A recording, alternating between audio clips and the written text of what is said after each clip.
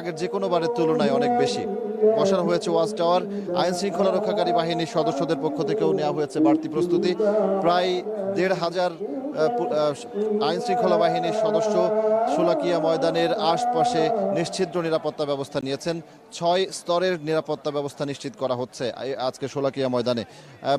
RAB, police, answer, BGB সদস্য সহ বিপুল সংখ্যক নিরাপত্তা রক্ষী আজকে আশপাশে আছেন। তারা যেটি বলছেন যে পরিবর্তিত পরিস্থিতিতে দেশে এবার একটি ঈদের আমেজ চলছে, যে কারণে মানুষ এবার দেশে যখন মানুষ তাদের প্রিয়জনের কাছে ফিরেছেন তখন যেমন সড়কে কোনো ভোগান্তি এবার হয়নি, সেইভাবেই একটা উৎসব মুখর একটি পরিবেশে এবারের ঈদ উল ফিতর উদযাপন হবে। সেই প্রত্যাশা থেকেই আইন শৃঙ্খলা রক্ষাকারী বাহিনীর সদস্যরাও কিন্তু বাড়তি নিরাপত্তা নিয়েছেন।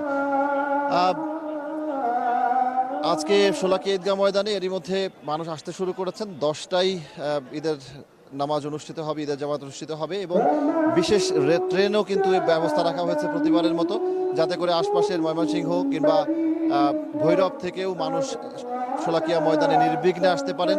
এবং আশপাশের যে সড়কগুলো সেখানে বিভিন্ন জায়গায় ব্যারিকেড বসানো হয়েছে, যাতে করে কোনো ধরনের যানবাহন প্রবেশ করতে না পারে, মানুষের চলাচল যাতে নির্বিঘ্ন হয়।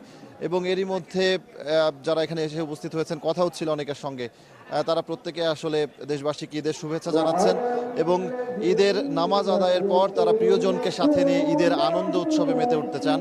এবং বিশেষ করে যা মুসলিম ধর্মাবলম্বী যারা রয়েছেন তারা সবাই আসলে চাইছেন ঈদের উৎসব যেন একটা খুশির উপলক্ষ সবার মধ্যে নিয়ে আসে, সেই বিষয়টি সবার মধ্যে আসলে ছড়িয়ে দিতে চান তারা।